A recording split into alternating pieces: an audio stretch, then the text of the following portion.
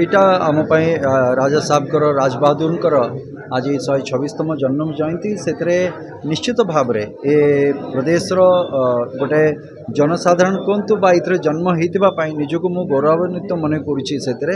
ଏବଂ ଯେଉଁ ଗଞ୍ଜାମ ମାଟିରୁ এই ଉତ୍କଳ ସମ୍ମିଳନୀ ବା ସ୍ୱତନ୍ତ୍ର ଉତ୍କଳ ପ୍ରଦେଶର ଯେଉଁ ମଞ୍ଜି ପୋତା ଯାଇଥିଲା ଏବଂ ସେହି ମାଟିର ପିଲା ଭାବରେ ବି ନିଜକୁ ଗର୍ବିତ ଅନୁଭବ କରୁଛି ଏବଂ ଆଶା କରୁଛି ଯେ ପରବର୍ତ୍ତୀ ସମୟରେ ଆଜି ଯେଉଁ କଥା ମୁଁ ମୋର ବକ୍ତବ୍ୟରେ ରଖିଲି ଯେ ଇତିହାସ ଅନେକ ସମୟରେ ପ୍ରଶ୍ନବାଚୀ ହେଇଯାଏ।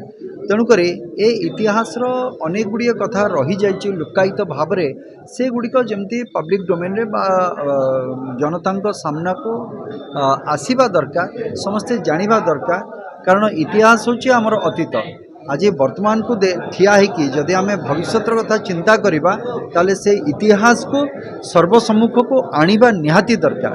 তেণুকরি এতে গৌরবময় ইতিহাস অছি, এতে বরপুত্রঙ্কর বীরগাথা রয়েছে সে জায়গায়, এতে অবদান রয়েছে, তো সেসব আসবা দরকার। আজি সেই স্বতন্ত্র উৎকল প্রদেশে আমি হরিহর মর্দরাজ যে কি রাজবাহাদুরঙ্কর পিতা, সো সেই জায়গা সেইঠু আরম্ভ হয়েছিল উৎকল সম্মিলনীর মঞ্জি পোতা হয়েছিল 1902 মସିହାରେ ତାଙ୍କର ରମ୍ଭା ପ୍ୟାଲେସ୍ରେ। ପରବର୍ତ୍ତୀ ସମୟରେ 2003ରେ ঈদଗାହ ପଡ଼ିଆରେ ତାର ଅଫିସିଆଲି ଆଧିକାରିକ ଭାବରେ ତାର ସମ୍ମିଳନୀ କରାହୋଇଥିଲା।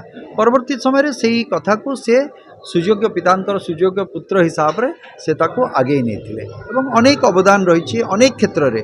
ମୁଁ ତ କହିବି ଯେ ଆମର ଯଦି ନୂତନ ଓଡ଼ିଶା ଆଜି ଯାହା ବି ଦେଖୁଛେ ତାର ଅନ୍ୟତମ ବିନ୍ଧାଣୀ କହିଲେ ବି ଅତ୍ୟୁକ୍ତି ହେବନି ରାଜବାହାଦୁର ରାମଚନ୍ଦ୍ର ମର୍ଦରାଜ ଦେବ।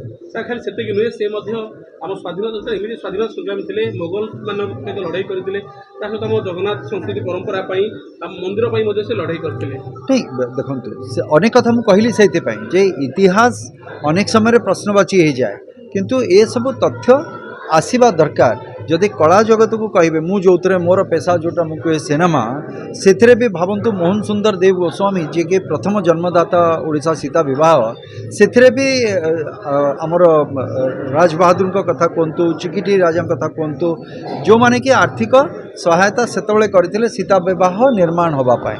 ତେଣୁକରି ପ୍ରତ୍ୟେକ କ୍ଷେତ୍ରରେ ଆପଣ ଯଦି ଦେଖିବେ, ଶିକ୍ଷା କୁହନ୍ତୁ, କଳା କ୍ଷେତ୍ରରେ କୁହନ୍ତୁ, ଗମନାଗମନ କ୍ଷେତ୍ରରେ କୁହନ୍ତୁ, ସୁରକ୍ଷା କ୍ଷେତ୍ରରେ କୁହନ୍ତୁ, ପ୍ରତ୍ୟେକ କ୍ଷେତ୍ରରେ ବିଭିନ୍ନ ଦିଗରେ ଅନେକ ଅନେକ ତାଙ୍କର ସହଭାଗିତା ରହିଥିଲା, ସହଯୋଗ ରହିଥିଲା। ତେଣୁକରି ନିଶ୍ଚିତ ଭାବରେ ଏ ପ୍ରତ୍ୟେକଟି କଥା ଆମ ସମସ୍ତଙ୍କ ପାଇଁ ସ୍ମରଣୀୟ। ଆଉ ୟାକୁ କେମିତି ଆଗେଇକି ନେବା, ଆପଣମାନେ ଗଣମାଧ୍ୟମର ସମସ୍ତେ ପ୍ରତିନିଧି ଅଛନ୍ତି, ଆପଣ ବି ୟା ଦେହରେ ସହଯୋଗ ଏବଂ ସହଭାଗିତା ବି ଦରକାର। ଧନ୍ୟବାଦ।